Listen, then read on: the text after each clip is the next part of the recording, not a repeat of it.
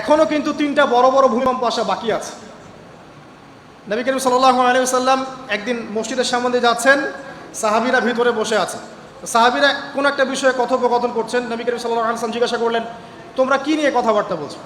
সাহাবীরা বললেন যে আমরা কিয়ামতের আলামতগুলো নিয়ে কথা বলছিলাম। তখন নবীজি বললেন সাল্লাল্লাহু আলাইহি ওয়াসাল্লাম, 10টা আলামত আসার আগে কিয়ামত হবে না। কয়টা আলামত? 10টা। এই 10টা আসার আগ পর্যন্ত কিয়ামত হবে না, নিশ্চিন্ত থাকতে পারেন। কিন্তু এই 10টা কবে চলে আসবে এর কোনো গ্যারান্টি আছে? নাই। তার প্রথমটা হচ্ছে দাজ্জাল, মাসিহুদ দাজ্জাল মানুষের রূপে বের হবে। 2, ঈসা ইবনে মারইয়ামের আগমন, নবী ঈসা আলাইহিস সালাম আসবেন এবং তার হাতে দাজ্জাল নিহত হবে। কোথায় নিহত হবে সেটাও বলে দেওয়া আছে, প্যালেস্টাইনের বাবেলুদ নামক জায়গায়, যে জায়গাটা অলরেডি প্রস্তুত। 3 নাম্বার হচ্ছে দাব্বাতুল আরদ, জমিন থেকে একটা অদ্ভুত প্রাণী বের হবে যে মানুষের সাথে কথাবার্তা বলবে।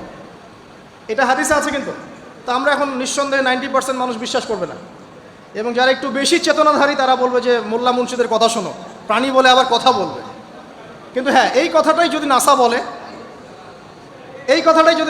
যে হ্যাঁ একটা প্রাণী আছে পৃথিবীর গভীরে, সে অচিরেই বের হবে এবং কথা বলবে, দেখবেন সবাই বিশ্বাস করছে।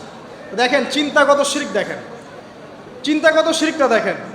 যখন আমরা ওইসব মিডিয়া থেকে কোনো কথা আসে আমরা নিশ্চিন্তে নির্দ্বিধায় বিশ্বাস করি। আল্লাহ পাক হাদিসে বলছেন, নবী হাদিসে বলছেন দাব্বাতুল আরদ বের হবে, মানুষের সাথে কথাবার্তা বলবে, মানুষ বিশ্বাস করতে চায় না। আর কি? ধোঁয়া, এই ধোঁয়ায় আকাশ ছেয়ে যাবে, ধোঁয়া দিয়ে আকাশ ছেয়ে যাবে, এবং এত বড় ধোঁয়া বিশ্ববাসী কখনো দেখে নাই। এখন অনেকে বলছেন, এখনকার আধুনিক স্কলার যারা, অনেক স্কলাররা এটা মত, এটা কিন্তু হাদিসে নাই, তাদের মত হতে পারে যে একটা নিউক্লিয়ার এক্সপ্লোশন হবে, সারা ওয়ার্ল্ড তো এখন নিউক্লিয়ার যুদ্ধের সামনে দাঁড়িয়ে আছে, তখন হয়তো বা ধোঁয়ায় পুরো বিশ্ব ছেয়ে যেতে পারে, এটা তাদের মত।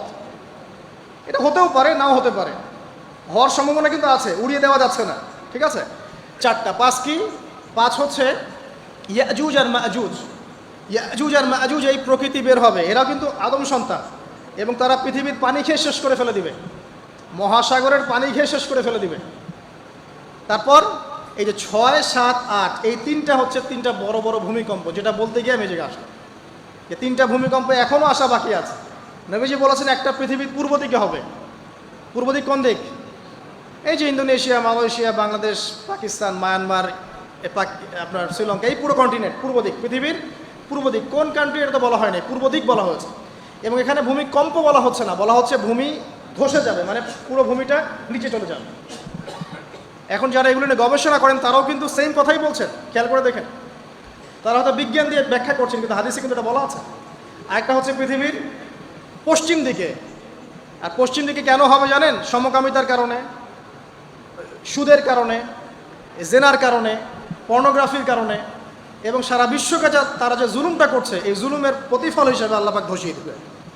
এর কোনো অস্তিত্বই থাকবে না। এখন মনে হচ্ছে না যে পুরো সারা ওয়ার্ল্ডকে রুল করছে, অস্তিত্বই থাকবে, ভূমিধস। আরেকটা হচ্ছে পৃথিবীর মাঝখানে কারা আছে বলেন? মাঝখানে আমাদের আমিরুল মুমিনিনরা আছে এখন, নাকি? যারা গান বাজনাকে উন্মুক্ত করে দিচ্ছে, যারা পর্দার শিথিলতা নিয়ে আসছে, হ্যাঁ, যারা ইসরায়েলের সাথে আতাত করছে, এরা আছে, আমিরুল মুমিনিনরা আছে। তো সেখানেও একটা ফিতনা অপেক্ষা করতে থাকেন। তো এই কথাটা বলতে গিয়ে আমি এখানে এসেছি। পৃথিবীতে কিন্তু এখনও 3টা বড় বড় ভূমিকম্প বাকি আছে। আর সর্বশেষ আলামত হচ্ছে ইয়েমেন থেকে একটা আগুন বের হবে, বিশাল আগুন। এই আগুনটা মানব জাতিকে হাসরের মাঠের দিকে তাড়িয়ে নিয়ে যাবে। এই 10টা আলামত না আসা পর্যন্ত কিয়ামত হবে না। অতএব আপনি এখন রিল্যাক্সে নাকে তেল দিয়ে ঘুমান, নাকি ভাই? এই 10টা আলামত না আসা পর্যন্ত কিয়ামত হচ্ছে না। তবে এই 10টা আলামত আসার পটভূমি কিন্তু তৈরি হয়ে যাচ্ছে। এটা